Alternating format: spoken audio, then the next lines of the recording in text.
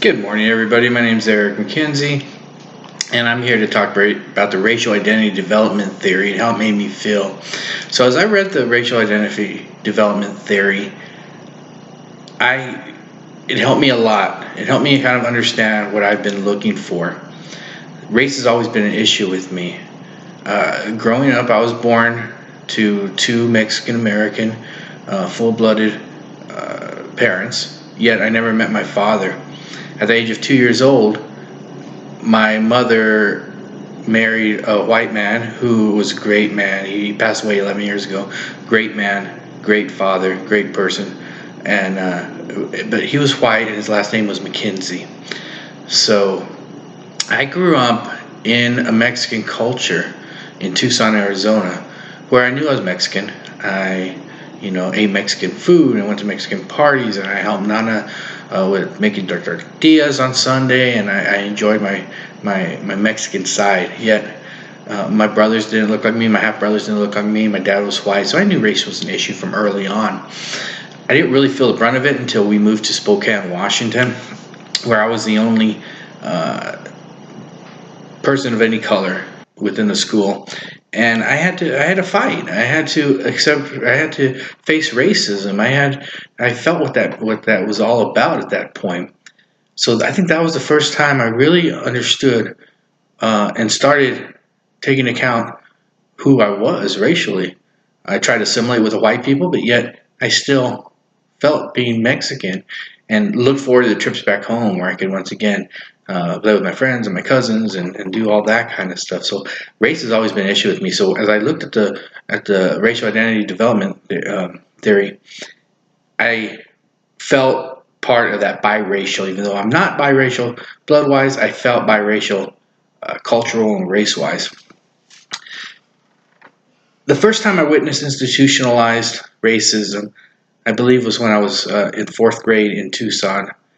And I went to a school on the south side of Tucson where it was predominantly Hispanic, yet we did have Native Americans. So you have to think about this. This was in 74, 75, when they were still busing Native American students from the reservations here out to boarding schools in California and New Mexico. And they were putting them in different places like that. But we had one part of the reservation that was close by, so they had them in our schools. But we weren't able to talk with them. We weren't allowed to be with them. They were in separate classrooms. They ate separately.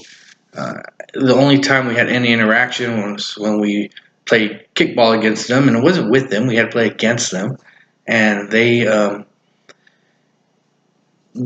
were our enemy. We were really encouraged to beat them.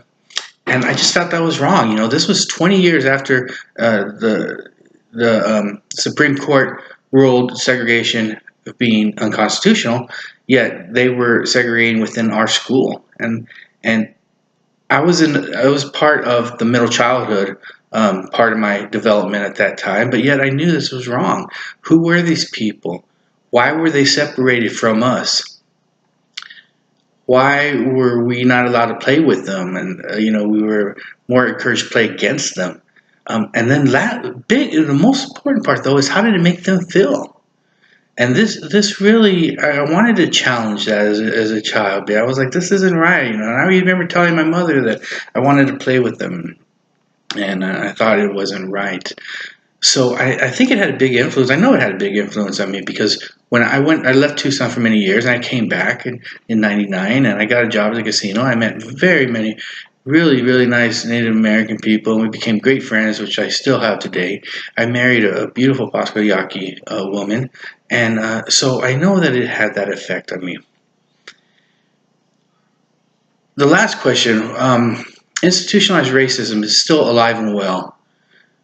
We see this every day, and I think it's up to us as social workers to combat that, to at least be part of that fight. Today, we recognize Cesar Chavez Day today. And Cesar Chavez was a great leader of Mexican Americans and a great voice for the Mexican Americans. And he fought and he did a lot of work to really bring Mexican Americans up in our society. Yet, just a couple years ago, we as Mexican Americans were still fighting. We were fighting the Tucson Unified School District, who founded that the Mexican American Studies program was a racial program, and cut it out of all programming. Um, what we have to do is we have to make our voices heard. We have to stand up against this oppression. We have to get people into office. We have to vote. We have to get people into office that will protect everybody. We need to make bills that will protect everybody. We need to continue to fight this fight so that everybody is equal. This is what makes America great. What makes America the melting pot. This is what makes America the place that everybody is fighting to try to come to. Yet we seem to we still have this institutionalized racism where people try to hold other people down, and because they want to continue to remain on top. So thank you for your time, and good luck, and happy Cesar Chavez Day.